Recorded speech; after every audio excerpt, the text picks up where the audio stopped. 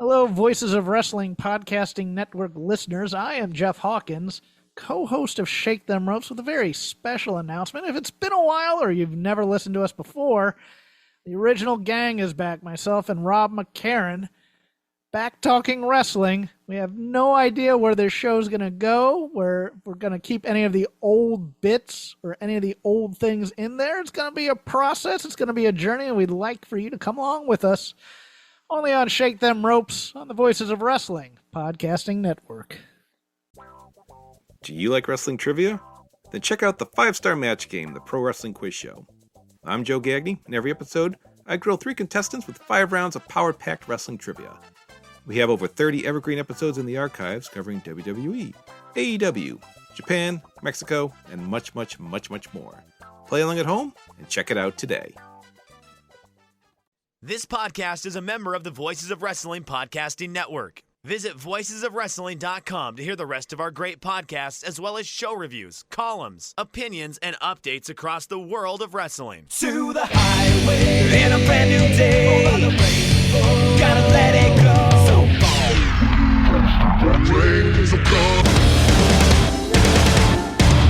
fast to finger down. Dance tonight together. Here everyone is singing.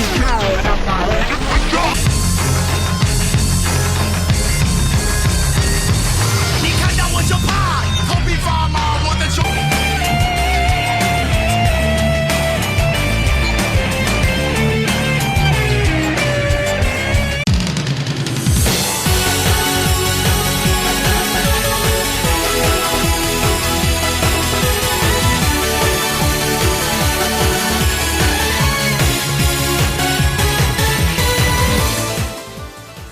Welcome back to Open the Voice Gate for November 18th, 2025. We are members of the Voices of Wrestling Podcast Network.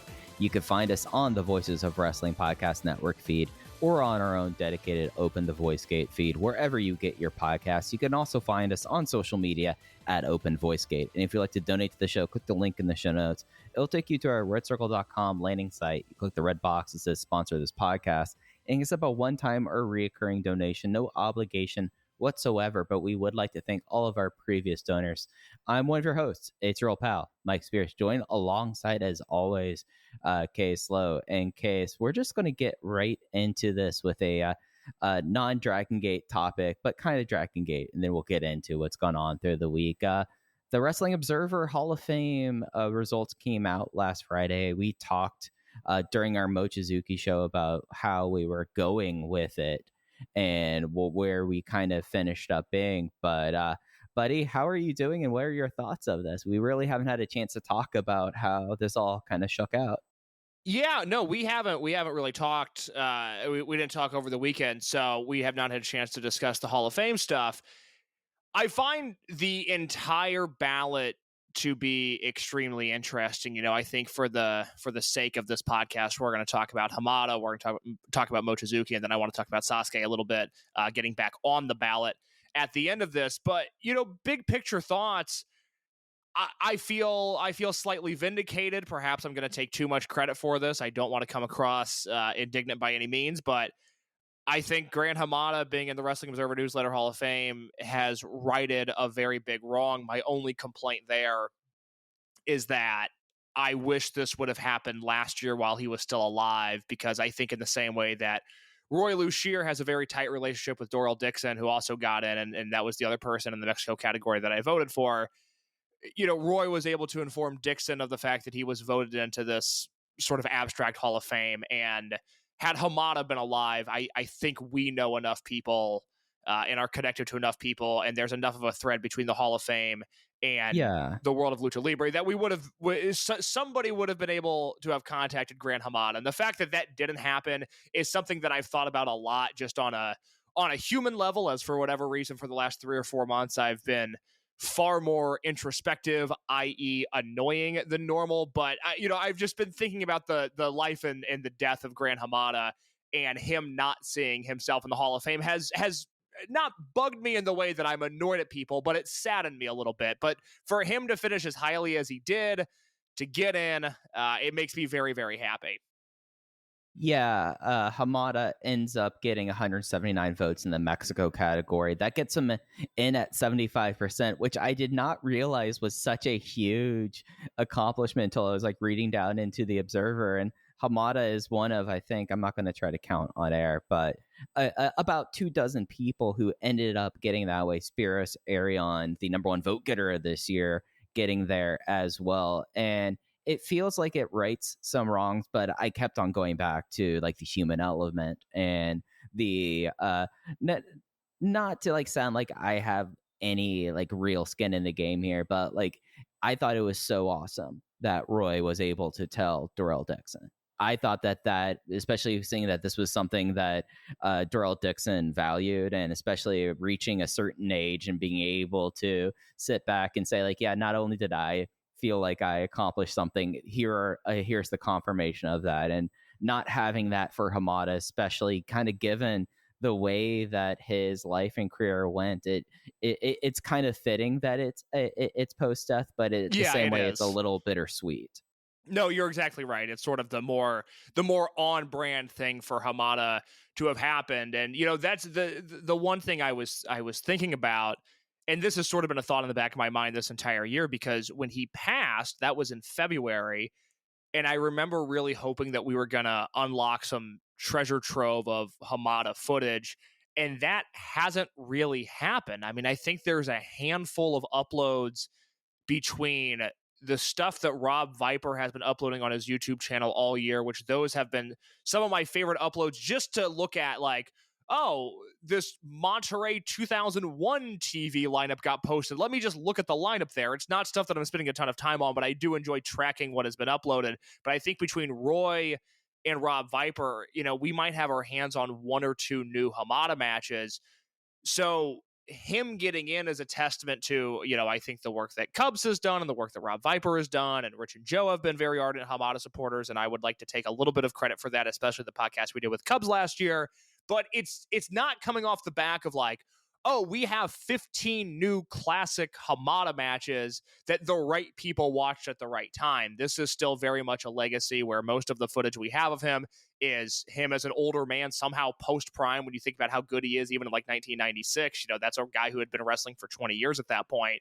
And so I find that to be a little exciting. I find that to be a little interesting, just the idea that, Hamada's getting in off of research and articles and podcasts and not necessarily footage, which is a nice thing to see, because, we're now fully in an era of the Hall of Fame where, we have these entire guys' career on tape, which is both a good thing, but I also think that, a Hall of Fame is interesting. I was just talking about this with somebody where I'm now at a point in the Baseball Hall of Fame where there are guys getting in where I watched their entire careers in real time.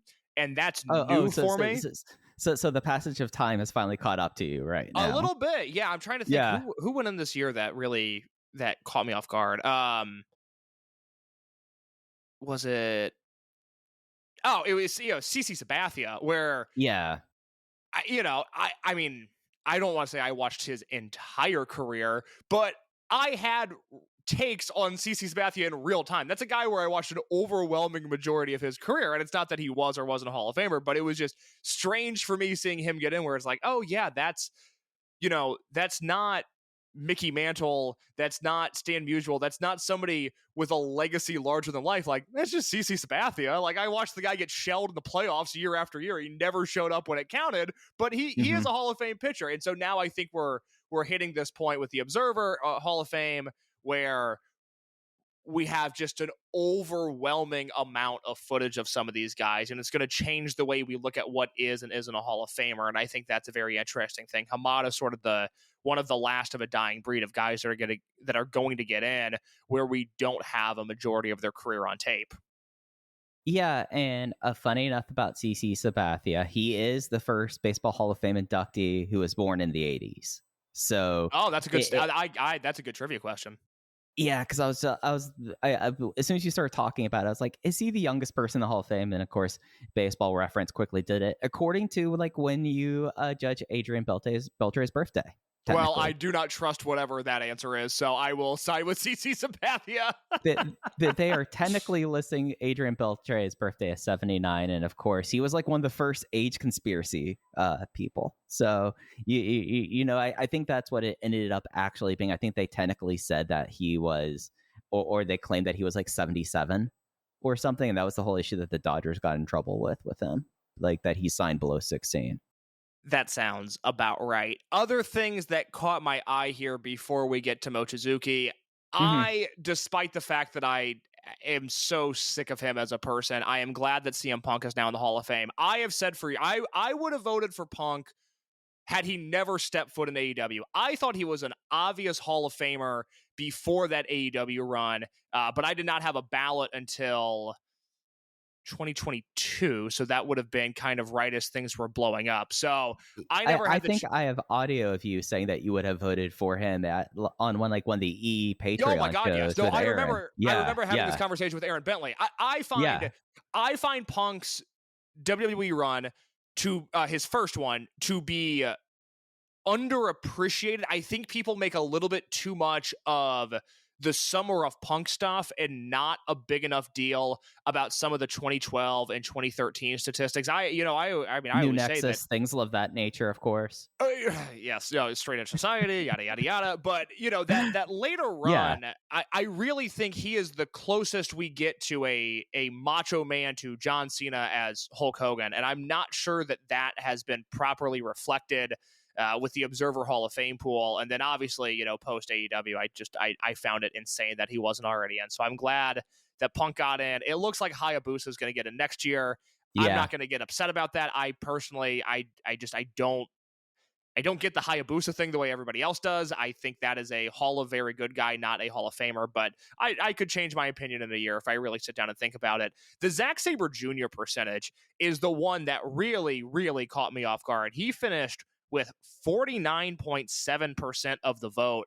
And this is going to be one that I'm going to put up a little bit of a fight on because I adore Zack Sabre Jr. I mean, I think he's probably one of the 50 best wrestlers of all time. And Zack was somebody that I think outside of England, I feel like I was a little hip to Zack before a lot of people were because I was watching Evolve before Evolve got hot when Zack was there and then moved to America and made that his primary focus. And, I was a big fan of his work in WXW before that. And that was all stuff that was very much in my wheelhouse. But there is no part of me that thinks that the story of professional wrestling needs to include Zack Sabre Jr. And I am stunned that he finished that highly this year.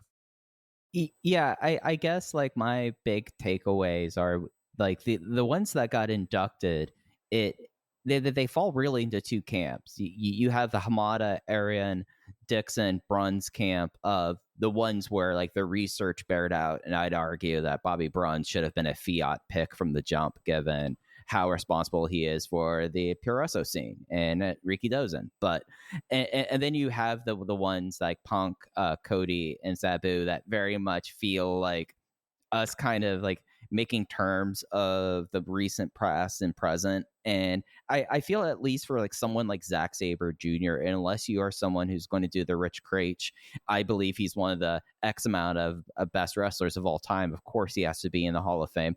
That's kind of where I am for Mochizuki, just putting my cards out there, to be quite honest. But like outside of that, like there's a big part of me, especially considering how that region's going to get next year, that I think 49.7 might be a high point for him until his career kind of actually winds down, just because of how much of a glut that category is going to be in 2026. Like, I can't see him getting in at this point, whereas Hayabusa, realistically, I mean, 189 voters in the Japanese region, he got 185. That's just a handful of people who do like a coin flip decision. I was a coin flip decision at the end of the day for voting for a Hayabusa case. Like that, those are the ones that you kind of go like, that's going to bear out. But Zack Sabre Jr., I really think that this is going to be a peak for him in voting, and then it's going to be a couple real cold years coming out of it, just because of how that category is going to get. Yeah, I hadn't thought about it from that perspective, but I think you're probably right there. It sort of goes to that thing that I talked about right before ballots were due, where I did feel like people were going to vote for Zach just because human instinct is to vote for somebody, vote for the most qualified person in that category. And for a lot of people, that is Zack Sabre Jr. Now, I think the head-to-head comparison with Mochizuki and Sabre is one that benefits Mochizuki entirely. I think for Oh, as much as easily. Yeah. I love Zach's work, and again, I feel very comfortable saying outside of the last 2 or 3 years of New Japan, I have watched a very large bulk of Zack Sabre Jr.'s career, and especially when it comes to the mid 2010s European indie stuff and all of his US indie stuff, I feel like I have seen as much, if not more, than most of the Observer Hall of Fame voting base. But Mochizuki has a far better in-ring career. I feel like, in the way that I look at drawing, and I always say this, I think drawing has to be contextualized. Mochizuki was on top for 3 of the 4 true hot periods in Dragongate history. Zach has been on top for a famously cold period in New Japan history, so I give the edge to Mochizuki there. And I find their influence category to be very similar in that they have very little to no influence. There's nobody wrestling like Mochizuki. There's nobody wrestling like Zack Sabre Jr. I was very, very surprised to see Zach that high.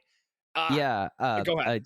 just to jump in, kind of a little quick here about this. I think that the business case for Zach actually gets worse today because of the Bushiroad Financial saying that New Japan was essentially flat this year.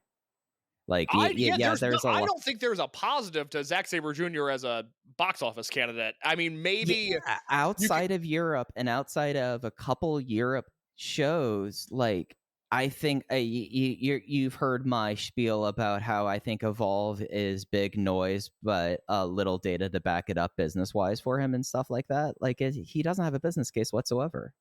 No, and I'm somebody who is very much of the belief, and I'll talk about this with Sabu and the Briscoes and Samoa Joe in a second, but Zach popping a notable Rev Pro house or a notable Progress house, that stuff matters to me, and I don't like the way that is discounted. I always think that's really unfair, but that's kind of what we're looking at with Zach here. Unless I'm forgetting, I mean, maybe the first Okada Zach match, which was April of 2017.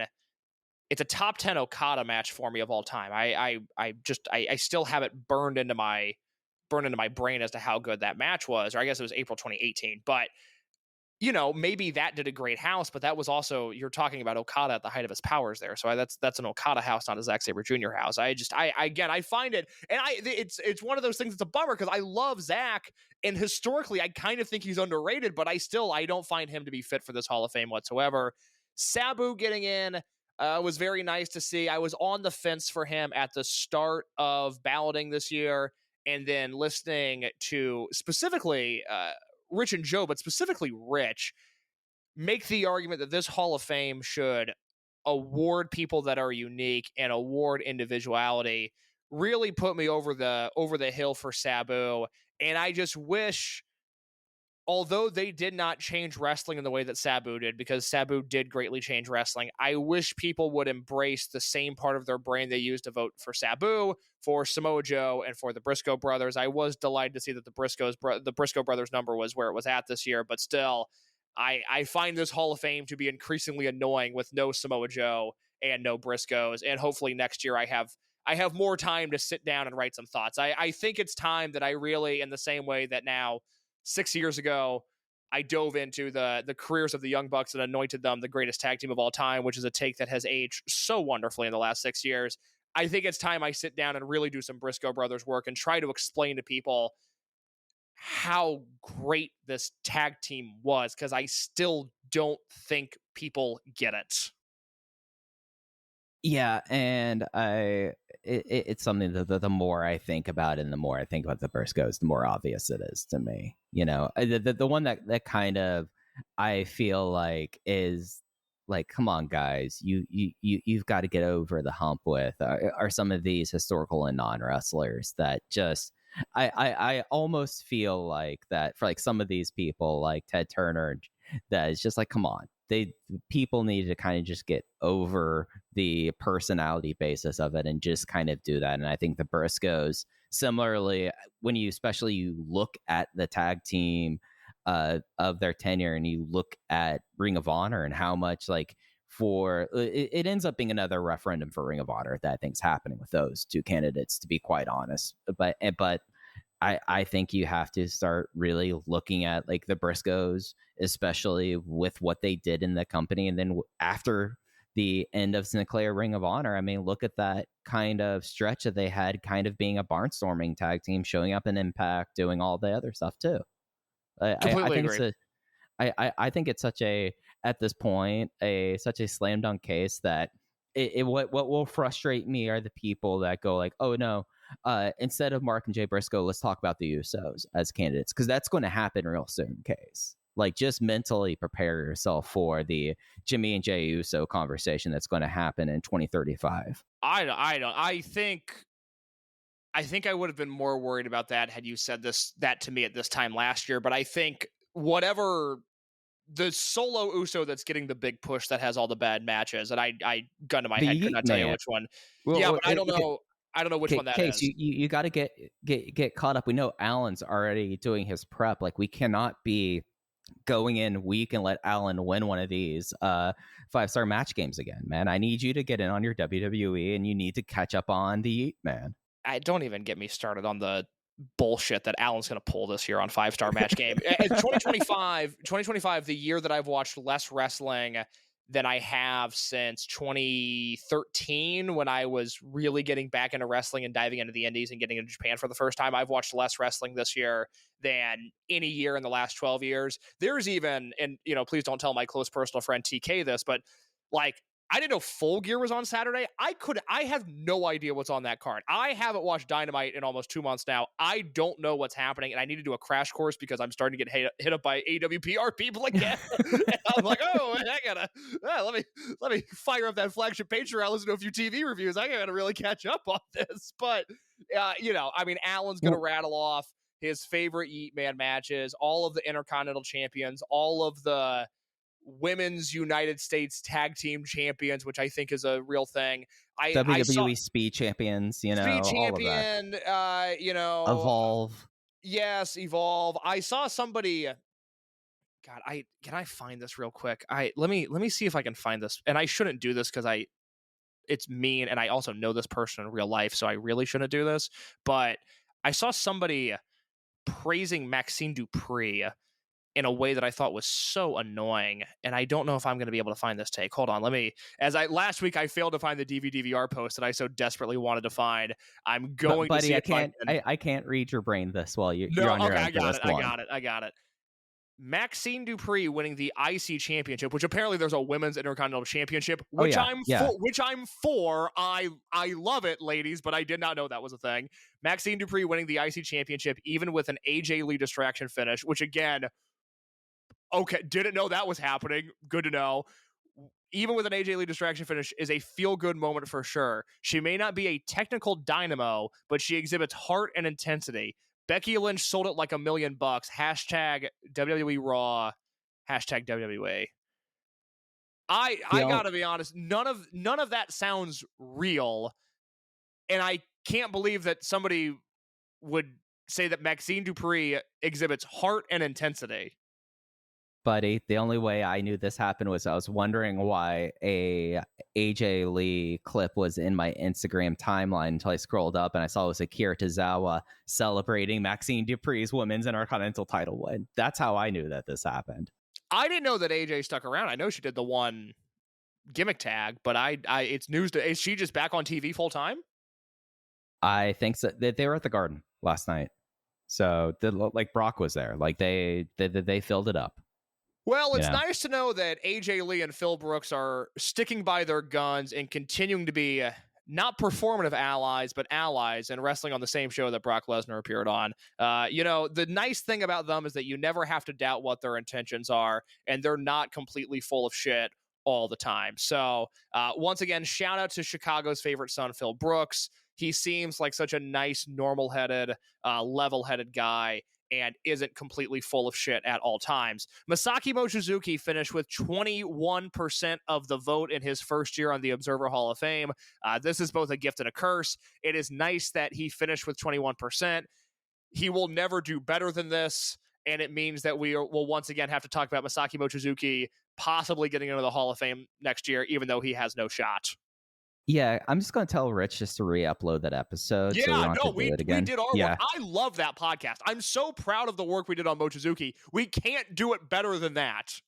I mean, this is going to end up me, like, you know what this actually says? This means I'm actually going to go hand look up all of those shows that Chris Sampson gave me. No, like, not the ones he just did in the main events, but like the 3 and 6 way tags that were like over 600 of them, just to prove the point that he is a business draw. You know, like that's what it means for me. Knock yourself out. I will not be doing that. I will be re-uploading last year's podcast. I tell you, I got nothing left in the tank on Mochizuki discourse. But but yes, the Japanese category, man, higher than I thought. It's good for him. Yeah, no, he's sticking around. Also, a lot of people in Japan, no one in the Japanese category dropped gays. So Satoshi Kojima and Hiroshi Tenjin will be on the ballot next year. Antonio Inoki, Seiji Sakaguchi will be on the ballot again next year. Miko Satomura will be on the ballot again next year. Yoshihiro Takayama will be on the ballot again next year. Io Shirai / Io Sky will be on the ballot again next year. Zack Sabre Jr. will be on the ballot. Adding to this category will be Kyoko Inoue, Tom Nakano, Kenta, and the great Sasuke case. Well, let's start with Tom Nakano. Obviously, I'm very excited for Modern Joshi and Modern Joshi fans to get in on the action here. I'm sure they won't be throwing personal attacks my way or anybody else's way. Yeah. And I look forward to really healthy discussion from all of the Modern Joshi fans that won't be overreacting for 2 or 3 years of good business. So that will be very fun. I look forward to being called a sexist pig next year when Observer Hall of Fame season comes around. Kenta, I will be voting for. My ballot next year will absolutely include Kenta and Masaaki Mochizuki. I think Mochizuki is one of the 10 greatest wrestlers of all time. I think Kenta is one of the 15 greatest wrestlers of all time. I am intrigued to dig into Kenta as a draw because I think there's a very good possibility we make too much of the one bomb with Marufuji and ignore many of his highlights. One of those being, and this goes back to my Samoa Joe Briscoe's kind of Sabu point, where I think undeniably, Kenta was a massive Ring of Honor star in 2006. Yeah. Possibly the biggest draw in the company at the time when it was most critically acclaimed. And I do think that matters. It is not something that should automatically put him in the Hall of Fame. But I'm looking forward to doing a little bit of Kenta stuff next year because I'm afraid that we overinflate the one Marufuji house and don't give credit to some of the other stuff that he might deserve credit for. Yeah, I think really when you're like looking at like that time period, he has so much of a bet. I feel like it will be very easy for people lumping in with Marufuji, whereas I think like Kenta with that Ring of Honor time period, and even, I mean, he has drawn some indie houses and other stuff outside of that post WWE houses. You can't forget the New Japan stuff. Yeah, so I think he's kind of a sneaky one. I'll say this right now. I am not one way or another on Great Sasuke yet, and I feel like the next year's worth of those days episode will probably slant me one way or the other by the time that the balloting comes around next October. I imagine we'll be like almost into 1997 at that point too. Oh, God willing, yes. Once I get through, I got about another month of a really, really busy work schedule, and then it slows down and my personal life is in a lull right now. So we're bringing back those days next week. And then hopefully 2026, we'll be able to fire up some more at a more frequent pace, but we're getting one in November and we'll get one in December and we'll go from there. One more thing on Kenta that I obviously want to talk about Sasuke here. Thing with Kenta, and I remember the first time I did Greatest Wrestler Ever, and even the second time with you and Alan, I remember having a hard time with Ibushi because there's something about Kota Ibushi where there have been times where I've watched him at a high level and I've been convinced that he is the most talented wrestler that I've ever seen. And I kind of feel that way about Prime Kenta too, where there are matches from 04 to 09, and then again that super underrated GHC Heavyweight Championship reign he had in 2013 and 2014, right before he left the company, Noah, where he might have the highest ceiling of anybody other than maybe his namesake in Kenta Kobashi. The Kenta thing, I mean, again, I could close my eyes tomorrow. He's a Hall of Famer in my book. I don't have to think about it, because I think he's one of the 15 greatest wrestlers ever. But there is like a higher level with him where I go, not only is he one of the 15 greatest wrestlers ever, at his peak, he might be the best wrestler I've ever seen. Yeah, like my brain, whenever I think about Kenta, goes to places where it's like, oh yeah, the Ricky Marvin match. Like that, to me, that still might be the most perfect 3.5 minutes of wrestling history. Like it just like you have someone who was able to like put it together on so many different levels and so many different aspects of in-ring work that to me, the more I think about it, the more I go like, yeah, no, I mean, 2006 Kenta was a different kind of creature.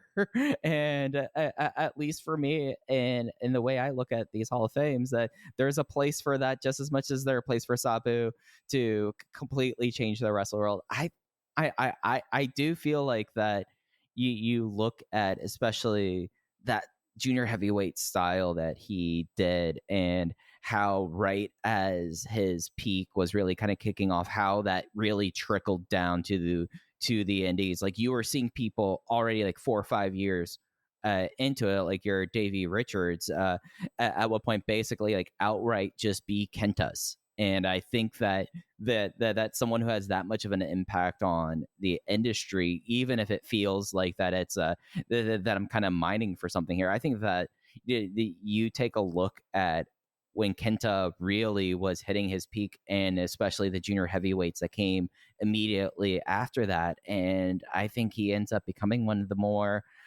influential wrestlers of that era. Really? Oh, I mean, Kenta changed wrestling. I don't think that's a question. And I think he changed it for the better. And one of the, it's like we said the thing last week. We had the conversation about, some of the people that would like Dragongate the most are the people that write off Dragongate the most. And they don't really know what they're missing. And without getting too uppity about it, because I don't want to specifically label Saguna Keita as the biggest antagonist in the situation, but there's like a that corner of the internet, the pro wrestling only Saguna Keita, that type of person that has for whatever reason written off Kenta. It's one of the more dumbfounding opinions. There's not a wrestler that at his peak was more intense, wrestled with more heart, and had more passion than this guy. And I often find that if you're going to praise a match from Futon, you would like the same things that Kenta was doing in Noah. And there's 25 obvious matches you could throw people's way that I think would demonstrate. Because I think that's the other thing now with Kenta is we've been dealing. I mean, Kenta left Noah for the first time 11 years ago. It was Hulk Hogan that announced that Kenta was signing with the WWE. So there's yeah. I see that photo and I stop in my tracks every time I see it. I can't believe it. I still think about him introducing Prince Devitt and them doing the big name change, the kind of thing for both of them. That's right. I forgot about that. That's ancient history. That I would say we have far more people listening to this podcast that didn't experience any of Kenta's Noah run, his first Noah run in real time. Because even like me, I got so into his GHC heavyweight title run in 2013, the match with Segura.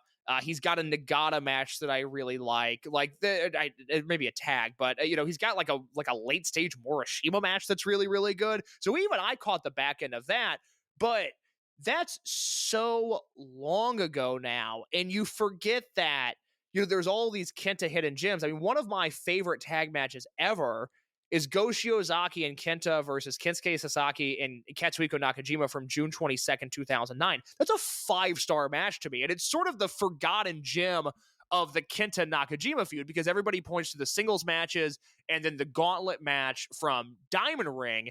and they forget about that tag, and that tag is better than any of those. It's the best thing from the feud, you know. And he's got an Akiyama singles match from 2009 that is so great. He's got a Kensuke Sasaki singles match from 2008 that's so great.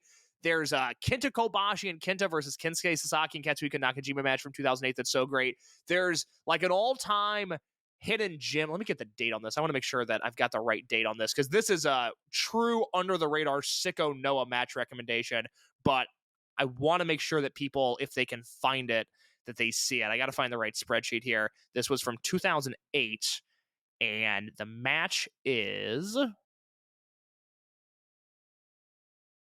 Kenta's not in that. Never mind. It's a 6-man tag that I'm thinking about, but he's not in it. That sucks. Damn it. I was thinking, for those that were wondering, it's Kenta Kobashi, Shohei Taniguchi, and Toman Honda versus Naomichi Marufuji, Takeshi Morishima, and Takashi Sugiura from February 21st, 2008. It's one of the best matches of 2008, and I don't know if anybody remembers that match. I'm assuming most people haven't seen that match. You wouldn't fucking believe how good it is. Like, it's no reason to be that good. But I was looking, I'm on the old Ditch site, and I was looking at... Do the kids know about Toman Honda?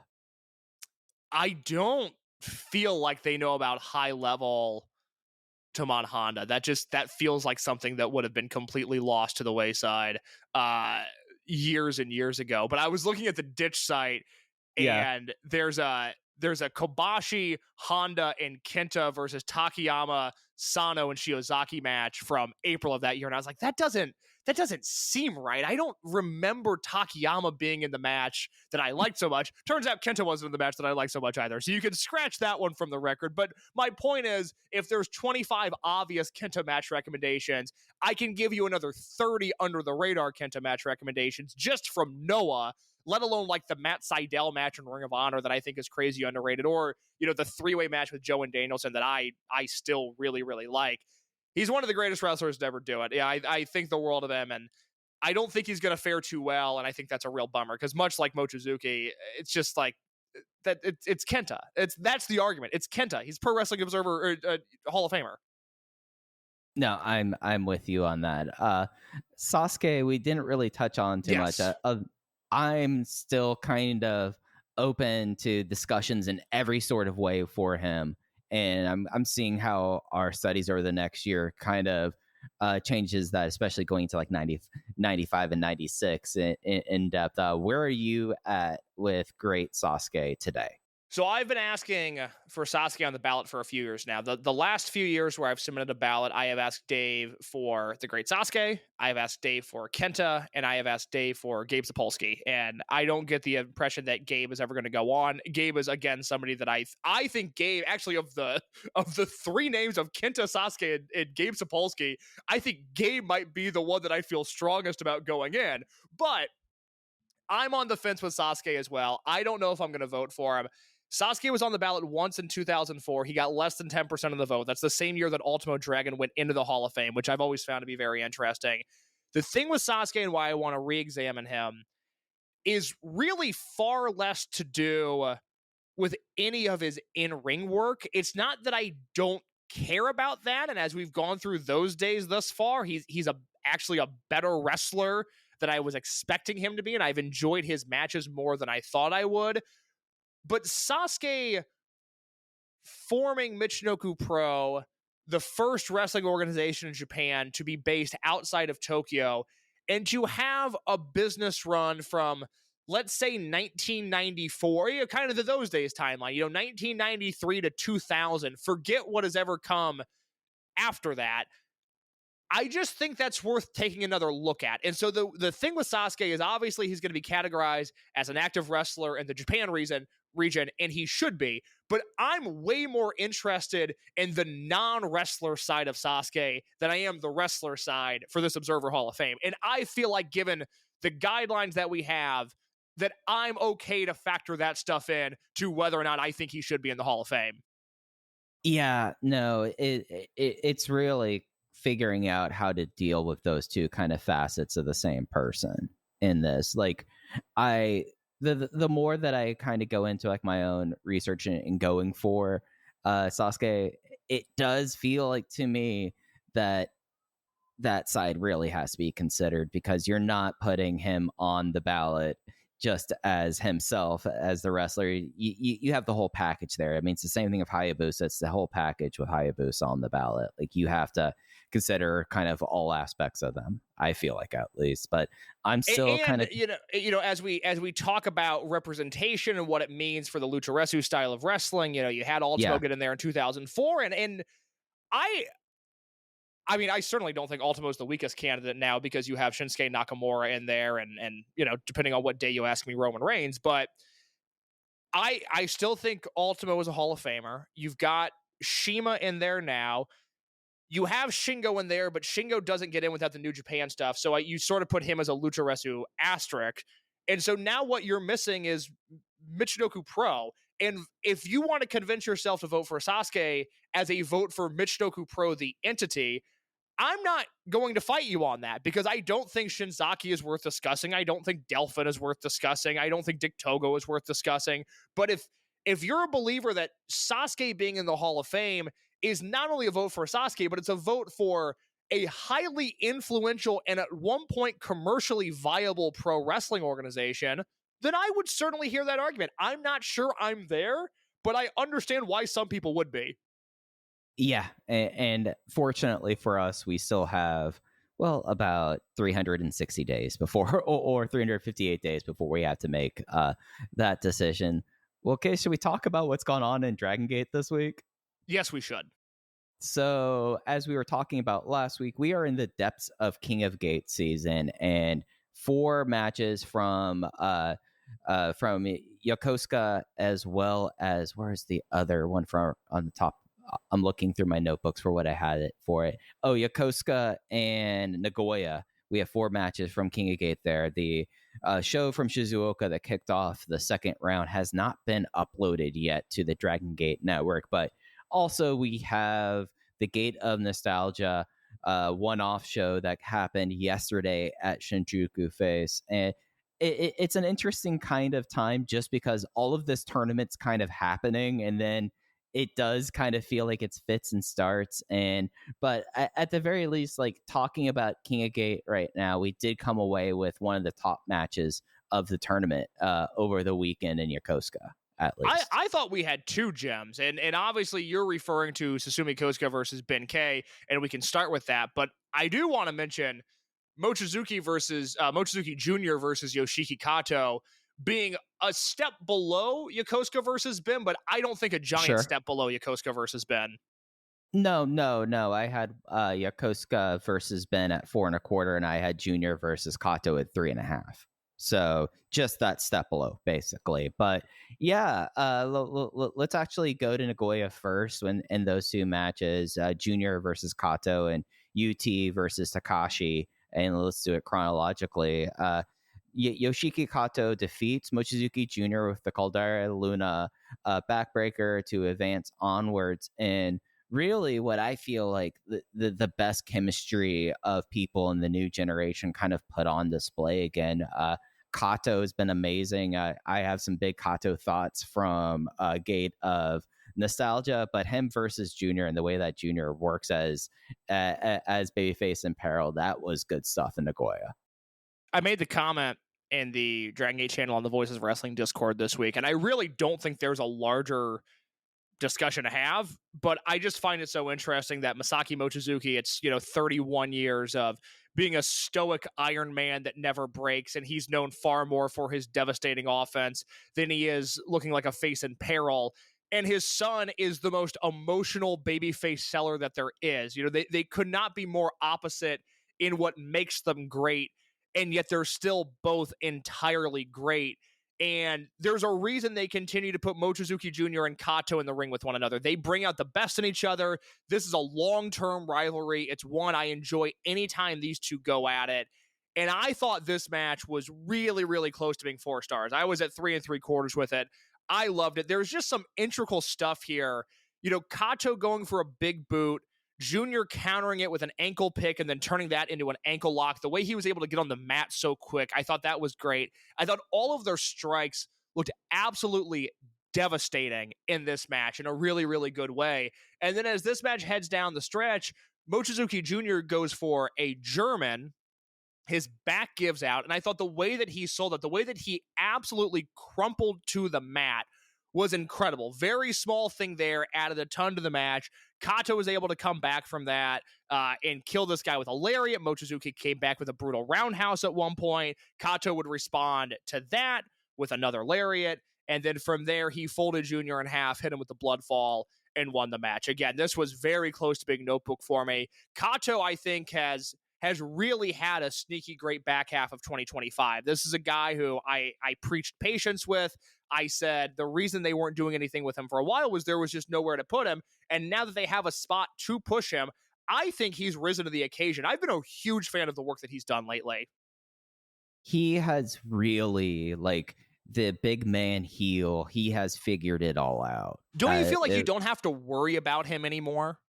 No, I'm now just genuinely excited to see him work. And I thought that he just was, like, so effective getting the back work over on Junior, who is one of the better sellers in the company. I mean, the only thing that this match was missing out of the Mochizuki Jr. playbook was bust your nose open, bleed a bunch, and fire up and get this. But the back selling, the way that they kind of worked towards that and into the closing stretch, I loved how Junior, realizing his back was giving out, is going, well, I'm just going to have to kick him. And he tries for his hurricane kick, and that was immediately ducked down into it, just an obliterating lariat into the finish. And Kato had another moment like that at Gate of Nostalgia, where I just kind of sat there going, Yoshiki Kato is a bad man.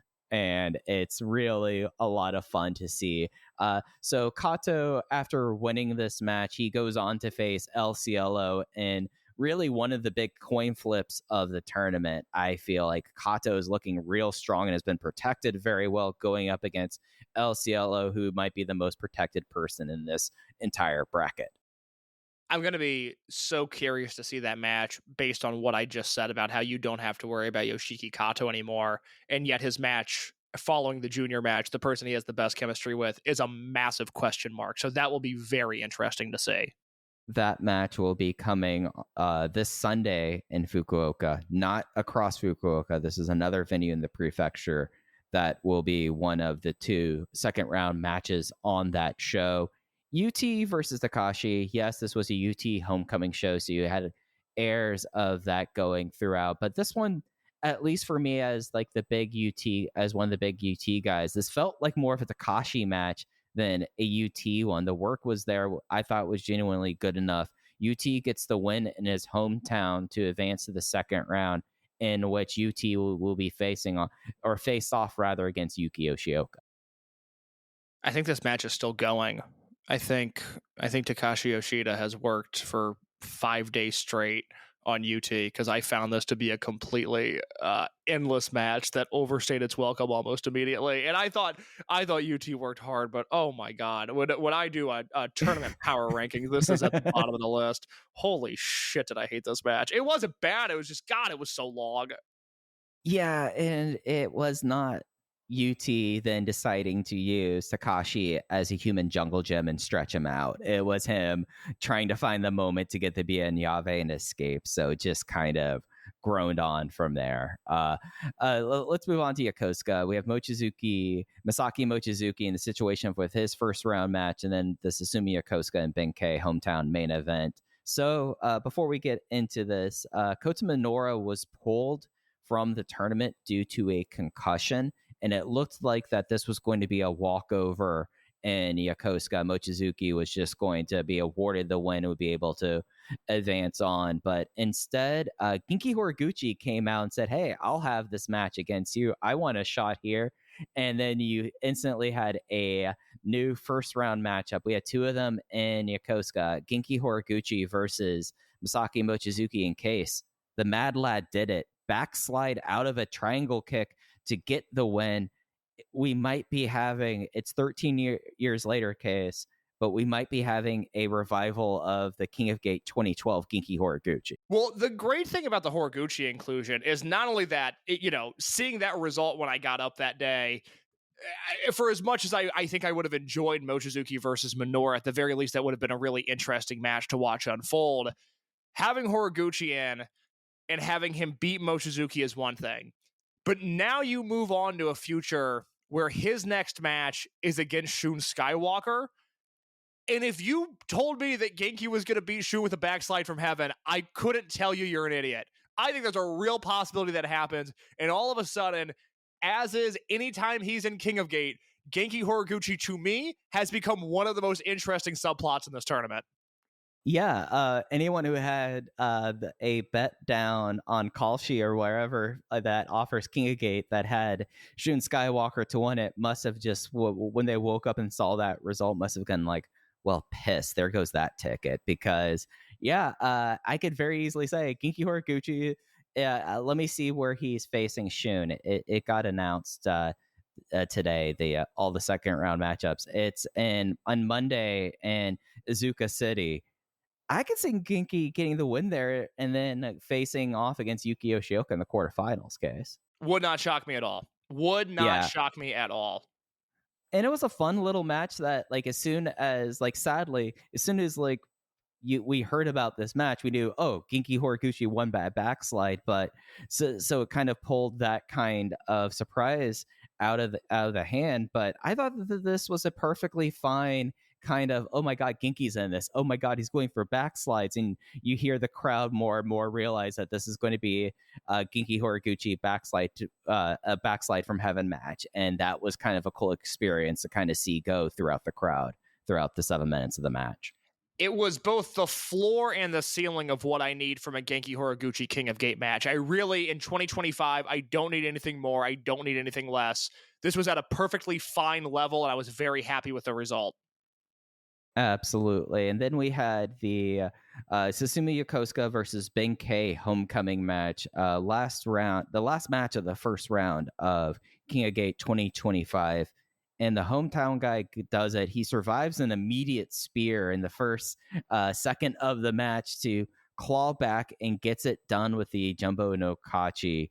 Susumu Yokosuka versus Benkei was as what you want to see in a hometown match. And you got to see Benkei acting a little bit more heelish than you would expect, and not like heel Benkei, but more of like kind of like touring like star in a hometown healing, which is something that I don't think I've really seen out of Benkei that often. I liked this match so much because one of the big discoveries we made in 2022 and 2023 when they were doing the YouTube uploads was it sort of dispelled the narrative of the Dragongate house show, which I think, on these house shows, they would have every right to mail it in and not work super hard given the schedule that they work for the shows that make TV. But what we saw on those house shows was, one, the unbelievable atmosphere of some of these homecoming shows. And as I always will repeat the line from a friend of ours who lives in Japan and goes to these shows, is that the homecoming shows are the best way to experience Dragongate in real person, in real life, in person. But also, there is just a shocking amount of effort in some of these matches done for 300, 400 people in a small town somewhere. And Benkei versus Susumu Yokosuka in Yokosuka was one of those matches where, not only was it a great match and they did a bunch of work that I just really enjoyed, and that I think this match would have fit in All Japan. I think this would have fit in the peak of strong Big Japan. I think this would have been something that, I think New Japan would kill for a straightforward match like this right now. But what jumped out to me was just the effort, not the execution of everything, not the overall story that was told. Just the effort from move to move, I thought was utterly incredible in this match. Well worth your time if you have not seen it.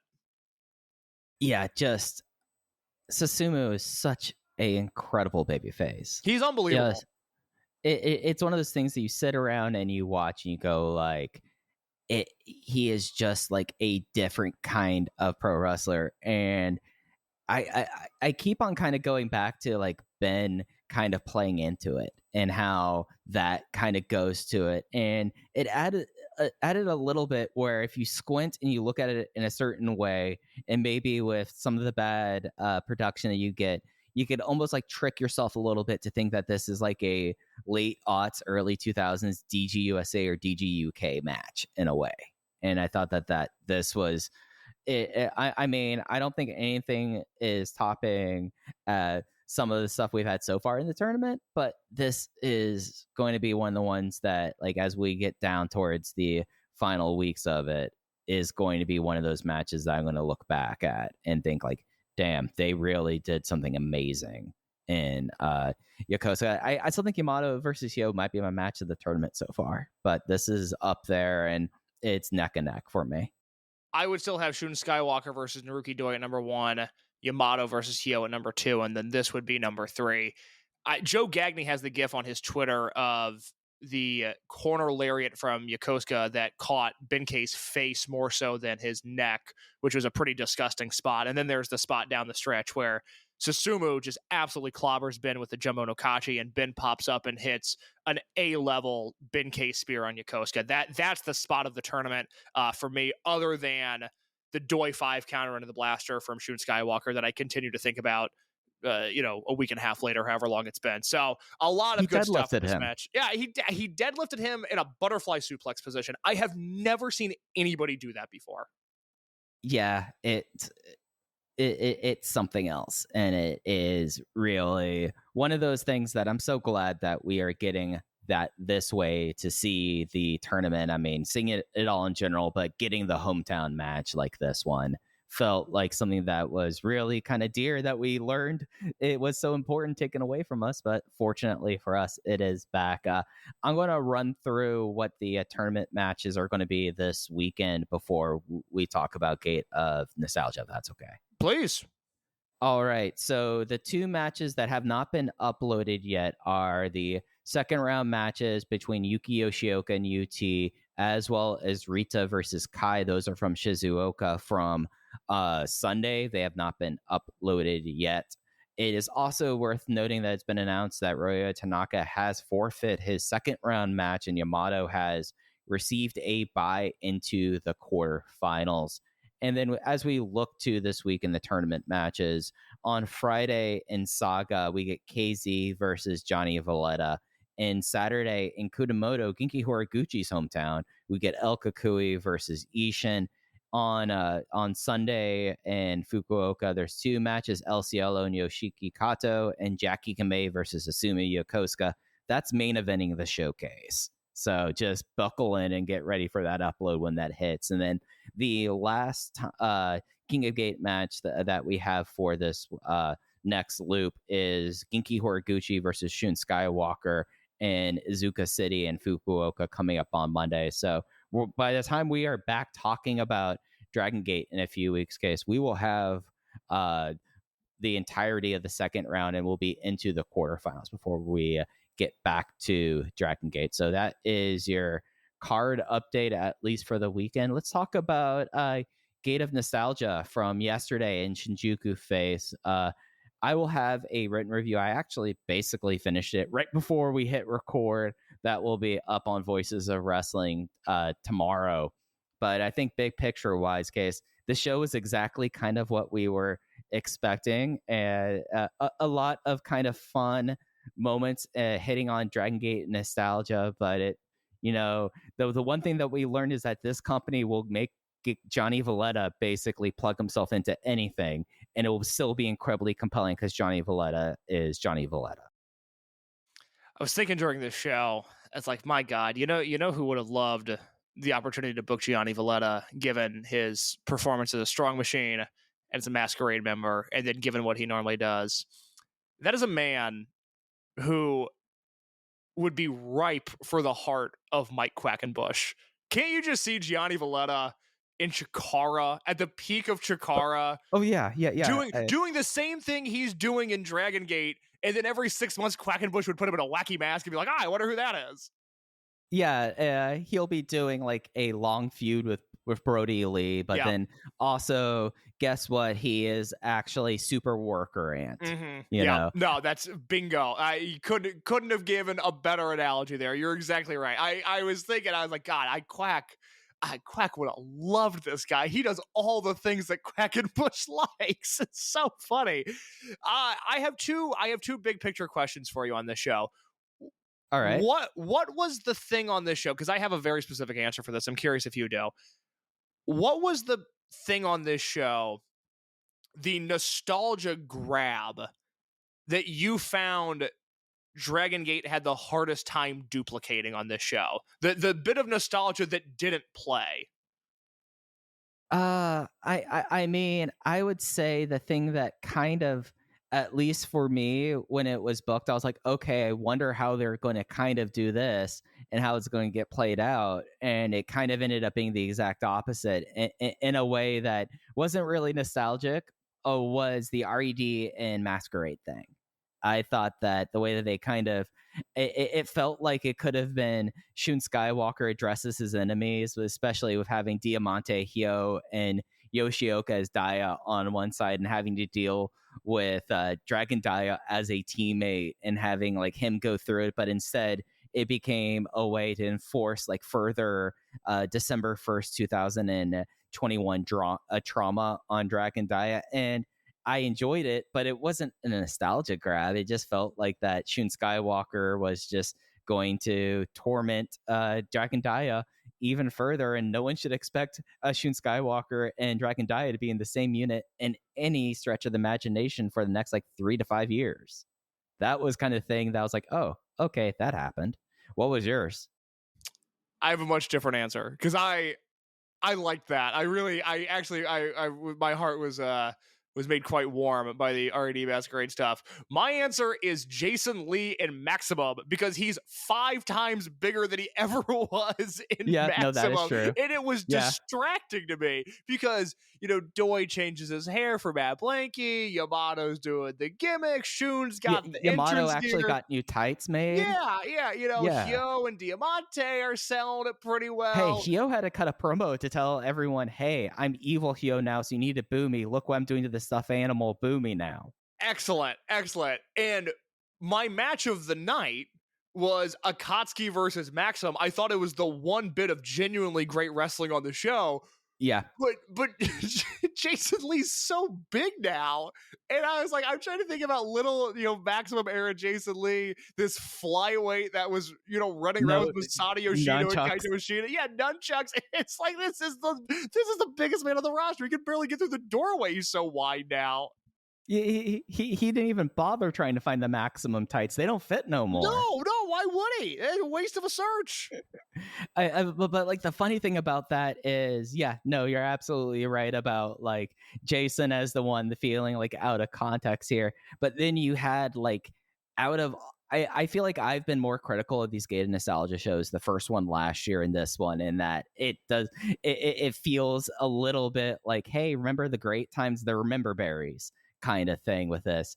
But Shingo putting on the singlet again and having like that sequence with Dragon Kid ending with the Mysterio Rana, like that was like, okay, well, next time Shingo wants to come play with his old friends and wants to kind of do this, that's when we bring back gated nostalgia, because that's exactly the kind of nostalgia I was hoping for with this. And then you saw him and Benkei have a face off, and then your brain goes, oh, we really never got Shingo versus Benkei, and I was just off to the races in that semi-main event because Shingo just brought it and was willing to kind of go through and go like, no, I'm going to have a Dragon Gate ass match, and I'm going to have my incredible chemistry of Dragon Gate, because that's never went away. That kind of chemistry never goes away.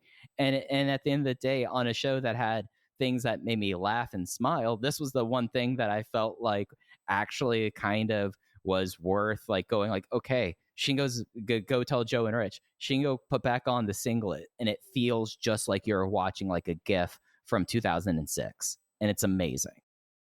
I agree with that completely. The thing that Gate of Nostalgia always makes me think about is not necessarily the, hey, look at when things were going better for us. It is a reminder of just how many people have left. When you start, like, I'm watching the show and it's like, well, could they do Blood Generation? Could they do Italian Connection? Could they do this? It's like, oh no, like the main characters of those units are gone and they're not coming back. And it was just, I don't look at that as a good thing or a bad thing, but rather just a thing. But it's definitely a thing where I'm sort of hit in the face with just the reminder of how many people have left and are now persona non grata. Yeah, especially when you then have a unit like Maximum, and it's like, oh, that was Yoshino's last unit, Yeah. and he's and when you think about Maximum, yeah, you remember, oh, Dragon Kid was a part of it, but he's not one of the 5 members of Maximum that come to mind, really, And then similarly, you look at how like you put everyone in, you take Yamato, Doi, and Hulk into Mad Blanky because you have to have Mad Blanky on this show, just in the same way that you have to have the Jimmies on this show. And because you have to do those sorts of things, like you couldn't do Berserk out of this, because why would you do Berserk when you already have the opportunity to do Mad Blanky? So you're kind of forced into like the situation that, I mean, the Maximum versus Akatsuki match, I think, was the last thing that was announced for this.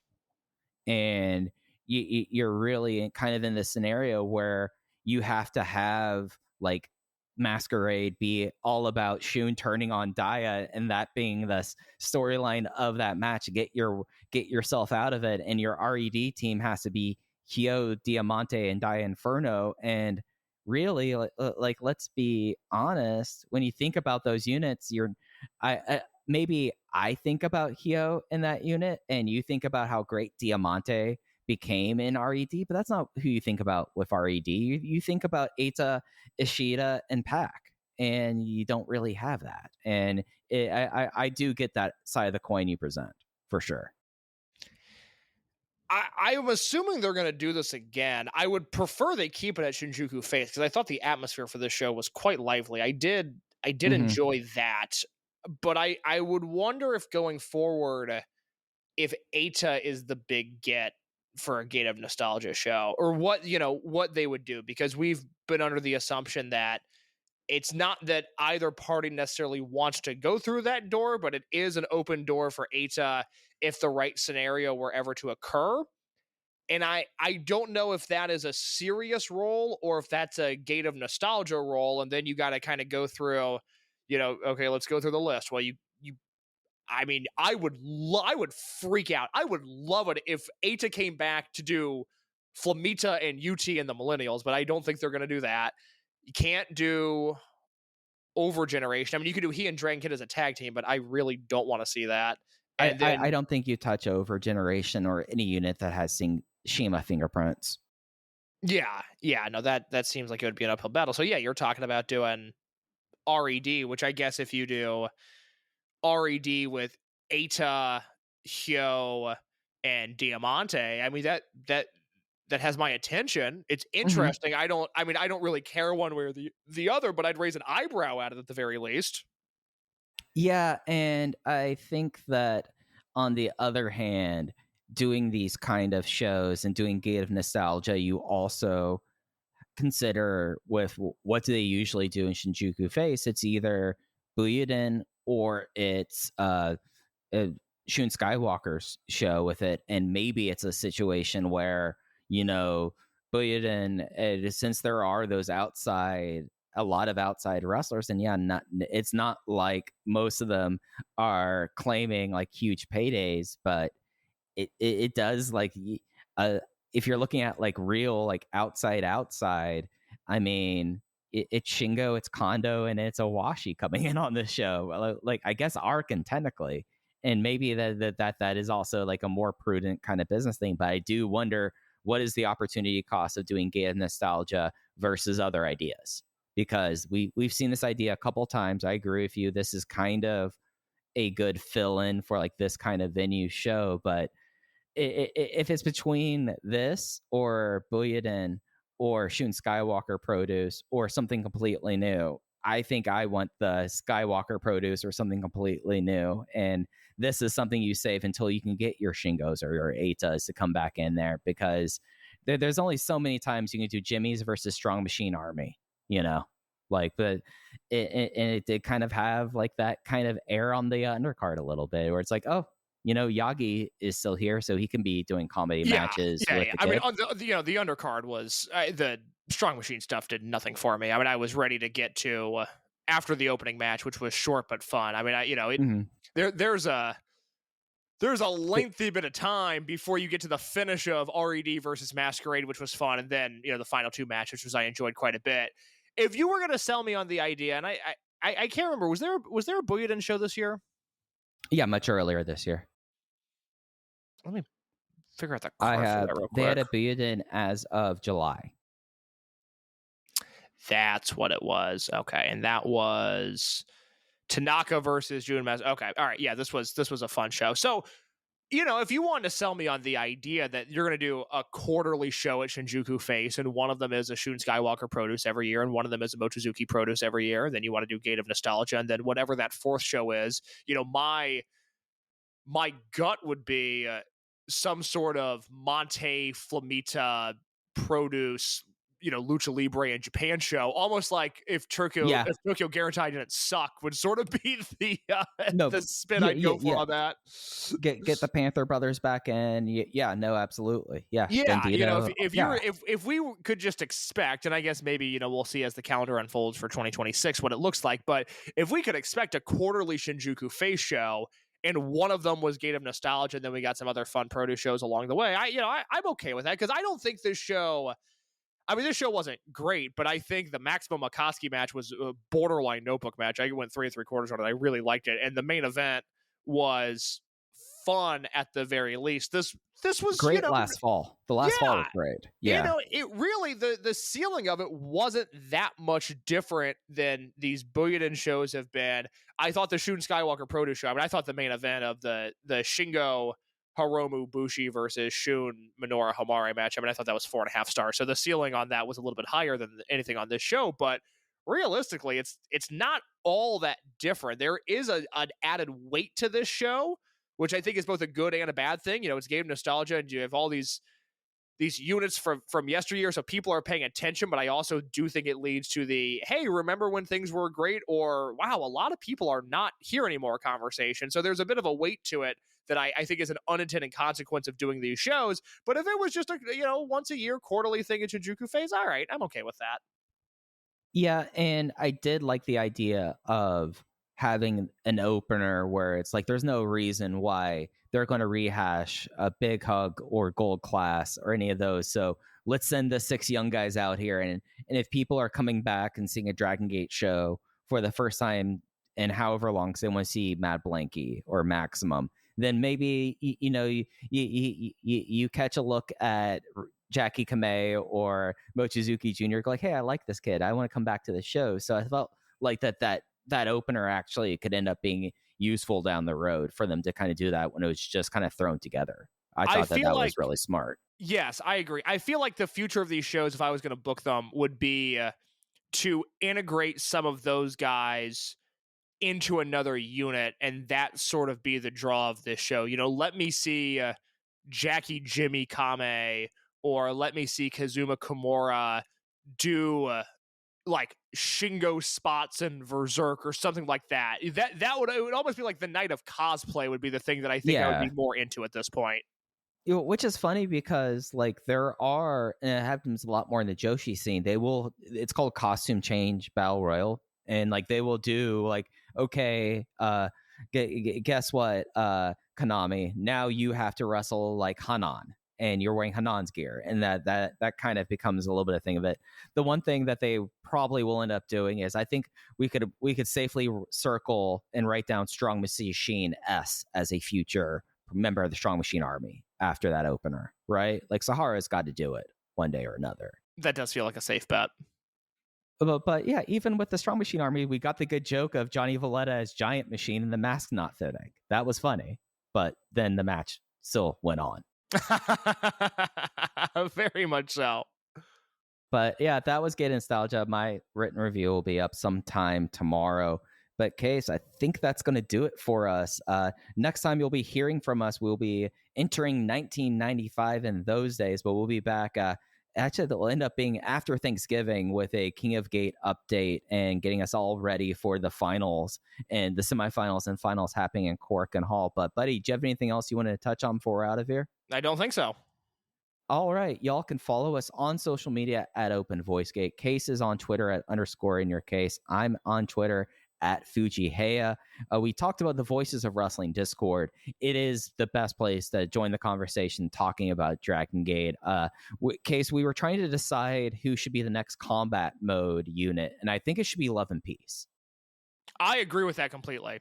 I did not participate in that conversation, but I saw that, and I completely agree. Yeah, I mean, Hyo's going to wear the cat suit, and Rita just shows up in a rash guard and shorts. It's perfect.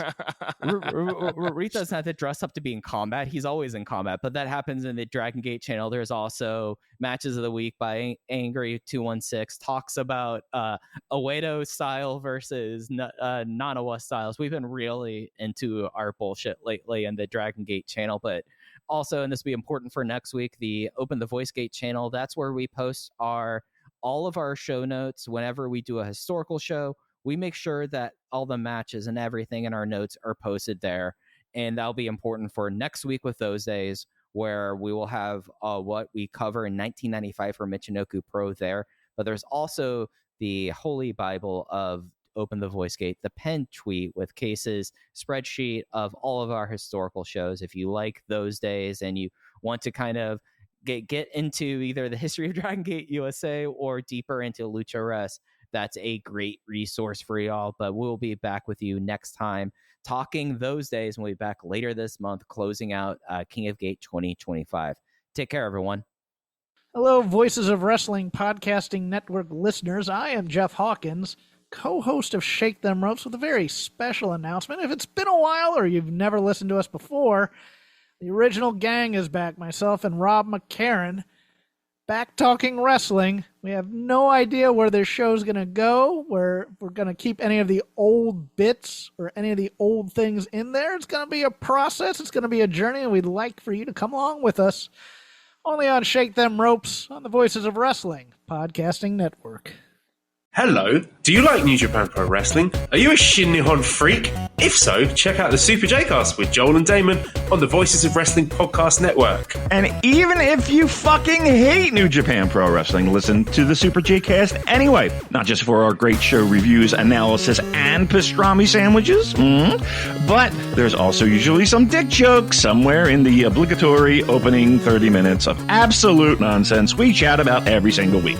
That's the Super J-Cast for all the best talk about New Japan Pro Wrestling, crisps, and pornography.